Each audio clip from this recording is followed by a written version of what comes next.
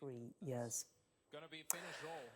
Well, let's now bring in the Slovenian president, Nataša Pirc-Musar, who joins me now and who was also listening to some of that press conference. Very good to talk to you today. Thank you so much for joining us. We're obviously all thinking about what is happening in Ukraine, but also about the relationship between President Trump and Europe as well. How do you feel about the second presidency of President Trump and the apparent split that seems to be developing between the US and Europe? Good afternoon from Ljubljana, from Slovenia.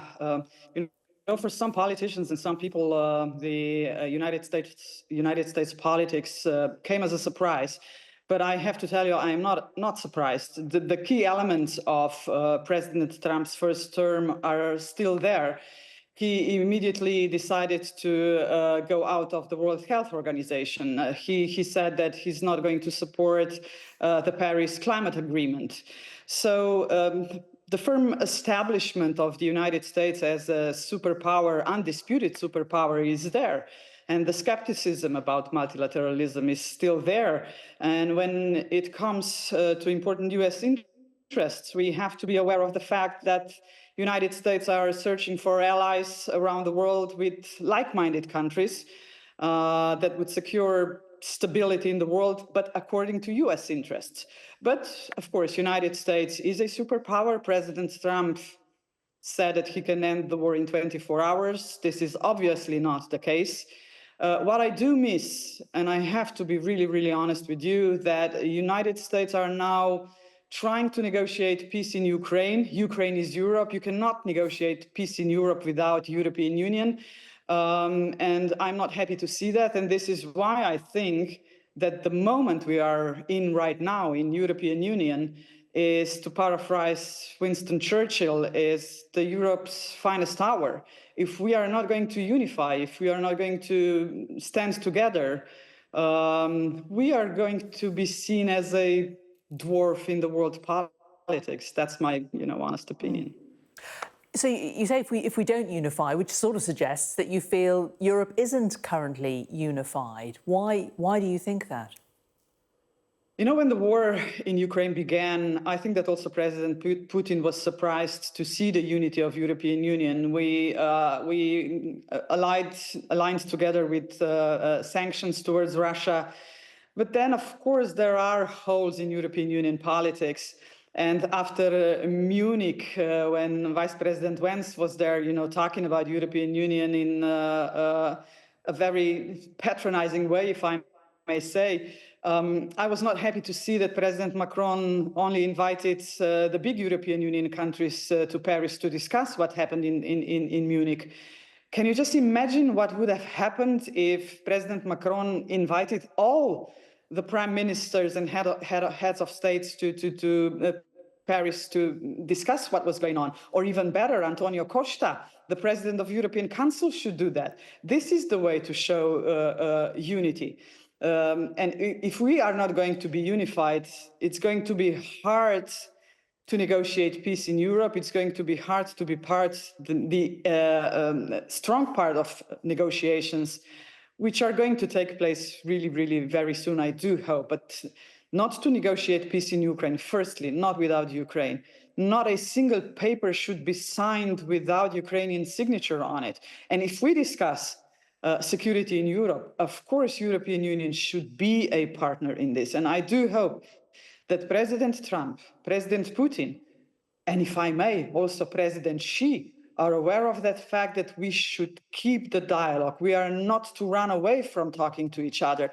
And that's the position which is probably more sensitive for the small and medium-sized countries. Slovenia is one of the smallest members of the European Union, but we want to have an equal voice. Slovenia is now a non-permanent member of the Security Council in UN, and we have shown there that we do not have a rucksack, that we are, an honest broker, that we can think about of what's good for the world, not only for United States and for European Union. So this is what we have to do. Dialogue, dialogue, and dialogue. Negotiate, negotiate, negotiate. If we are not successful the first time, let's try the second time. And one opportunity was already missed.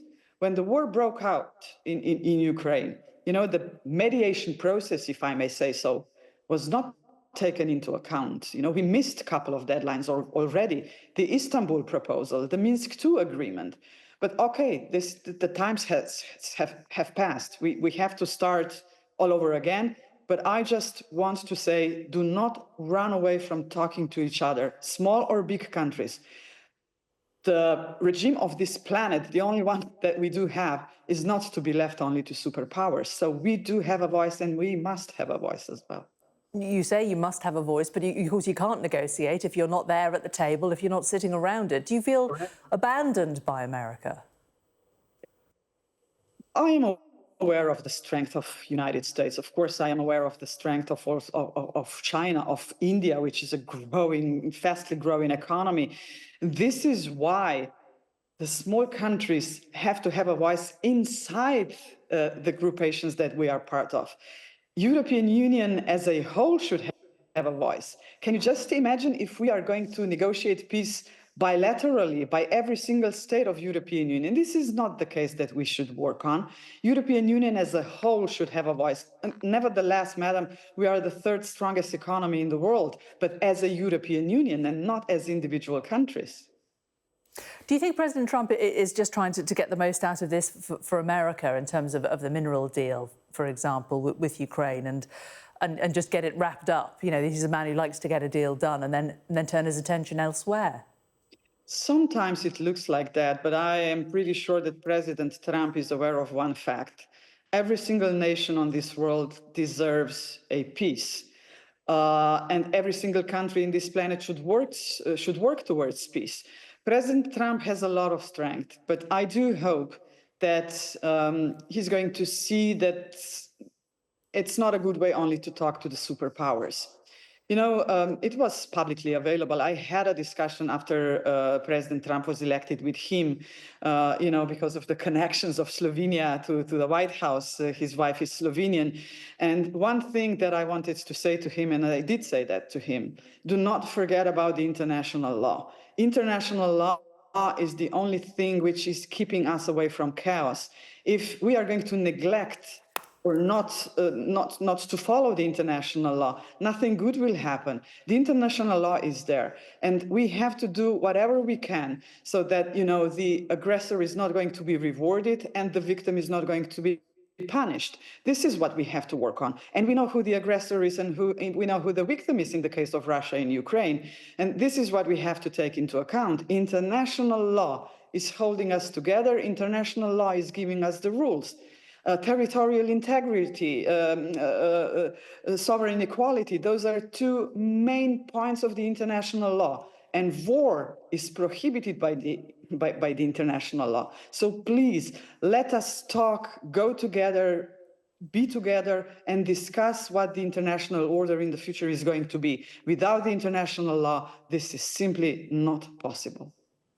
Do you think, after talking to President Trump, that Melania has spoken to him about the situation in Slovenia and fought for your corner?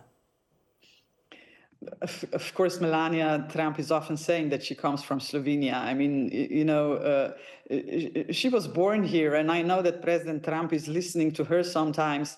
I do hope that they do have a discussion about my country, and I do hope that they have a discussion also about European Union, which Slovenia is part of. I would like to see that this alliance inside NATO is going to be even stronger. Of course, I understand also President Trump's words that we have to invest more money into weapons. This is the brutal reality we are facing right now. But again, I would like to assent.